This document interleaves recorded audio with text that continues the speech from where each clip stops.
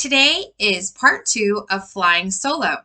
We're still in the early hours before school on that Friday morning. And now it is 7:13 a.m.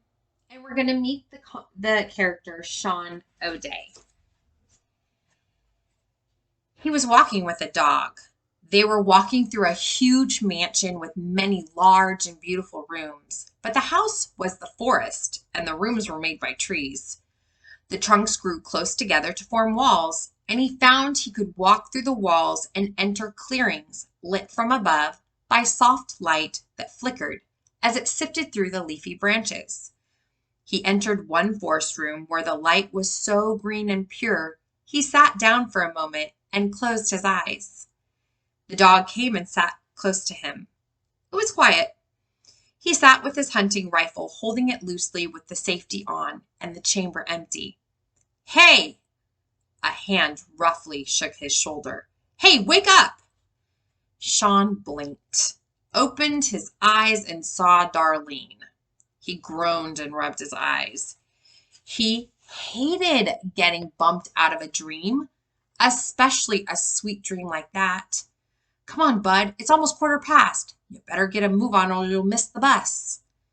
He glanced at the clock, barely 20 minutes before the school bus came. He waited until Darlene left the room before he got out of bed. From the top drawer, he dug out a clean pair of socks, but he couldn't find any clean t-shirts and not a single pair of clean underwear either. He went to the pile of clothes on the floor and dug through them until he found a pair of shorts and a t-shirt that didn't look too bad. In the kitchen, Darlene was sipping a cup of coffee and staring out the window. Behind her, on the counter, Sean made a quick count of the empty green beer bottles. 11. "Top of the morning to ya," she said. "Hi." He didn't have to ask where Dad was. Passed out in the bedroom.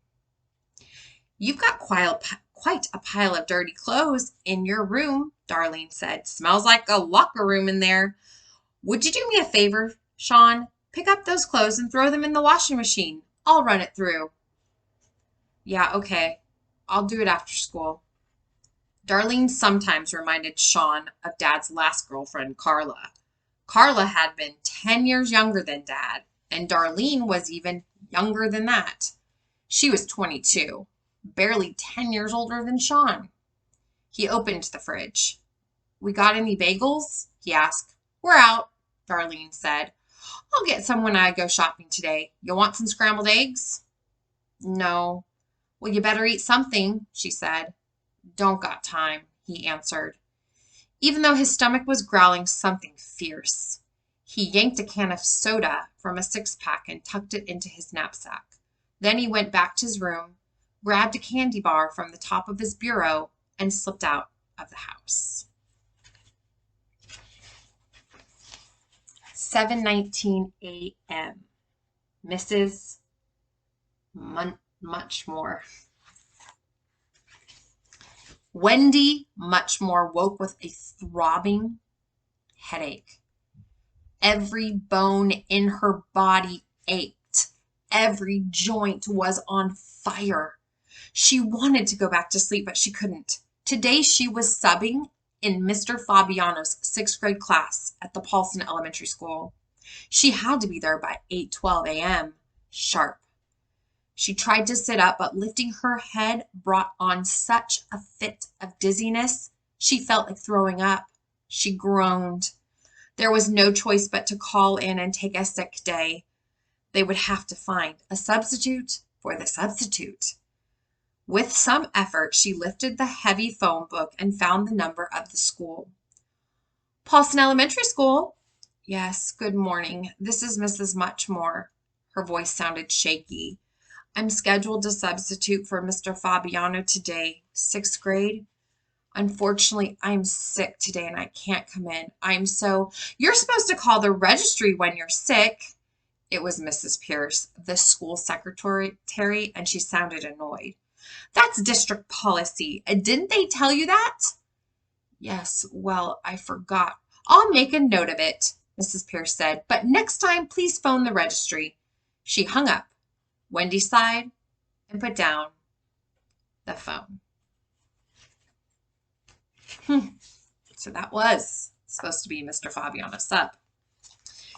Now 7:56 a.m. and we're in the principal's office.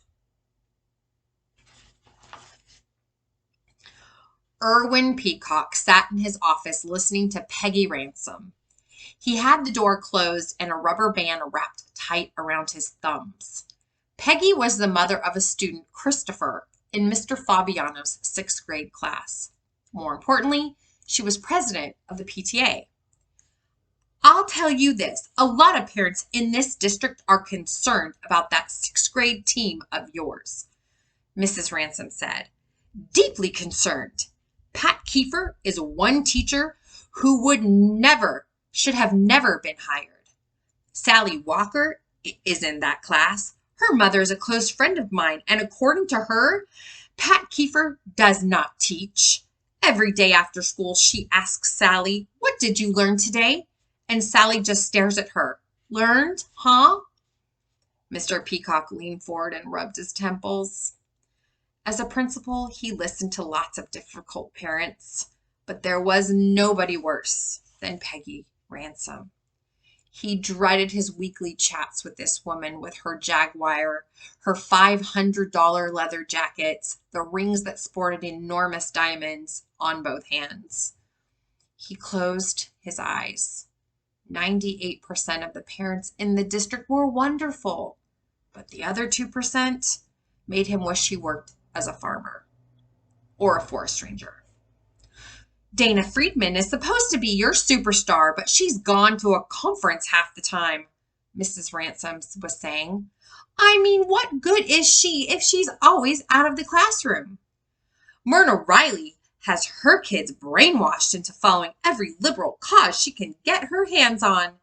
And then you've got that cutie pie, Mr. Fabiano. There's something very strange going on in that class. As far as I can see, he doesn't do any skill work at all. Kids like him, sure, because he doesn't make them work. What's not to like? From what my son tells me, all the kids do is read and write. Whatever happened to teaching spelling or grammar? Erwin Peacock tried to make it look as if he were listening hard. The woman's voice was about as pleasant as a chainsaw. He could feel it cutting into him. Okay, Peggy, I hear you, Mr. Peacock said, breaking the rubber band wrapped around his thumbs. But my hands are tied. There is no way I can make any changes in that 6th grade team, especially now, not at the end of the year. You must. I think it's disgraceful, Peggy Ransom said, storming out of his office. She swept past Mr. Pierce's desk and knocked a stack of phone messages onto the floor. One of the phone messages fell against the radiator where it got caught, out of sight. A phone message. Maybe the one from Mrs. Muchmore. I've got a good mind to pull my son out of this place and put him into a decent private school, Peggy said loudly, where teachers understand the 3 R's and aren't afraid to teach them. Mr. Peacock called after her. I hope you don't, but you do have that right. And thinking, I should only be so lucky. 8:12 a.m. First bell. Rachel stood with Missy on the playground. At exactly 8:10 a.m., she gave Missy a see-you-in-the-minute look and slipped in through the door. She had almost reached her classroom when the first bell rang. Rachel loved coming to class early because it gave her a few quiet moments alone with Mr. Fabiano. He would stand by her desk talking to her, never pressuring her to talk back. And it was a pleasure simply to be near him and feel his words washed over her.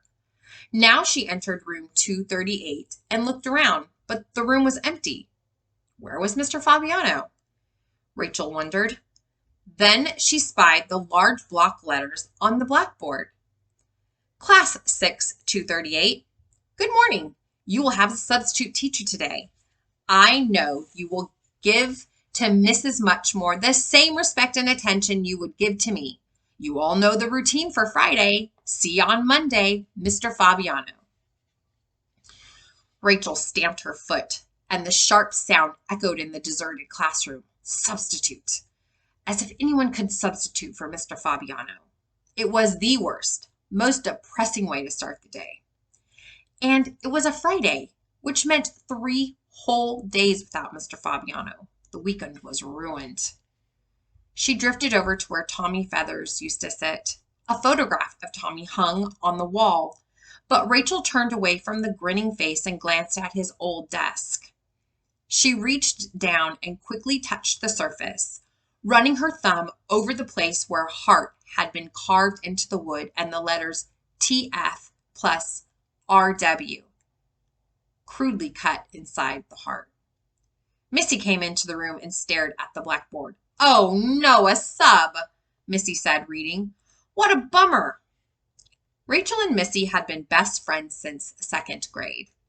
Before Rachel stopped talking, they'd get on the phone and lose track of time in deep talks about boys, music, religion, God, ghost, ESP, telepathy. They agreed that it was possible to read another person's thoughts, if you were close enough. Missy was large. Rachel often wondered if Missy's own problems helped her to understand Rachel's. Missy knew what it was like to have kids point fingers, make nasty comments, whisper behind her back. She knew what it was like to have something eating at you from the inside. More than anybody else, Missy accepted Rachel's silence. Other kids got all nervous and chatty around Rachel. Not Missy. When they were together, Missy didn't try to fill the dead space with lots of empty chit-chat, the way most kids did. The silence always felt light and easy between them. Loud laughter outside the door. Karen and Jasmine raced into the room. "I won," Karen said, laughing and breathing. "They won," Jasmine said, pointing. "Hi, Missy. Hi, Rachel." Last fall, when Rachel stopped talking, she stopped smiling, too. Now she gave the girls a small wave as a gesture intended to mean hello. At the beginning of the year, Rachel considered Karen and Jasmine close friends. After Rachel stopped talking, the other 2 girls still acted friendly toward her, but things were somehow different now. "Anyway," Jasmine was saying, "I would have beat you if you hadn't tripped me." "Tripped you?" The girls took seats next to each other on the other side of the room. "You tripped yourself." Christopher Ransom lumbered into the room. "I'm ready to go home now," he announced, flopping down onto his desk and stretching out 2 big feet. Christopher's mother was president of the PTA. His father was a heart surgeon. Christopher liked to brag that his father cut people up. He was rich, loud, and obnoxious. Jessica and Vicky came in next. Rachel thought they looked a little funny together since Vicky was so short and Jessica was the tallest kid in the class. "Oh, a sub," Jessica groaned, seeing the note on the blackboard. "Fact," Christopher smirked. He rubbed his hands gleefully. And what better way to end the week than tormenting some brain-damaged sub? Christopher's voice put Rachel on edge. The kid was annoying beyond belief. To help tune him out, she watched the rest of the class enter the room. Tim and Jordan ran in, laughing, with Robert and Corey right behind them. Robert and Corey were part of a set of triplets. The 3rd triplet, Josh, was in Mrs. Riley's class. Then Rhonda came in and plopped down next to Missy. "My last day," Bastian shouted as he entered the room. "I thought you said Monday was your last day," Karen said. "My dad changed plans," Bastian said. "Farewell, peons. I am leaving you for the beaches of Hawaii." "You'll look great in a hula skirt," Jessica told him. "You should talk, String Bean," Bastian retorted. "Remember that time you wore a dress? I laughed so hard I almost peed in my pants." Be quiet, Bastian, Rhonda said. Bastian had a mean streak, and Rachel didn't trust him. He had moved into town just before the beginning of 6th grade and immediately made his presence felt by teasing kids in class. He invented nasty little nicknames for just about everybody. Missy was Thunder Thighs, Vicky the Shrimp, Jessica Stringbean. He called Tommy Feathers the Professor, or sometimes Dr. Drool. Sean O'Day walked into the room and quietly took his seat at the back of the room. He was slender with a pale, sleepy complexion. Rachel noticed that he was wearing the same Chicago Bulls t-shirt he'd worn the day before. Now he glanced at her shyly and busied himself digging into his backpack. You are my sunshine, my only sunshine, Christopher sang loudly. You make me happy when skies are gray. Leave him alone, Bastian told him. Not funny. Opinion, Christopher grinned. Sean and Bastian had one thing in common. Sean's father, like Bastian's, had served in the Air Force. Sean's father had left the military years ago, but Bastian said that didn't matter. Air Force is Air Force, once and forever. Sean was the one kid Bastian never picked on, and he wouldn't let anybody else pick on him either. The newest kid in class, Sky Reed, came in last. He had moved from Southern California in January, tall and lanky. Sky had an earring and wore his blonde hair in a long braid. Bastian teased him about the earring. He said Sky got into a fight on the playground. Nobody won the fight, but Bastian's lip got cut. And after that, nobody teased Sky about the earring or anything else. Where's the sub? Tim asked, drumming on his desk. He was another boy who always made Rachel edgy. You watched the high school baseball game? They kicked South Side. Anybody watch Star Trek last night? That was pretty freaky. Hey, so where's the sub?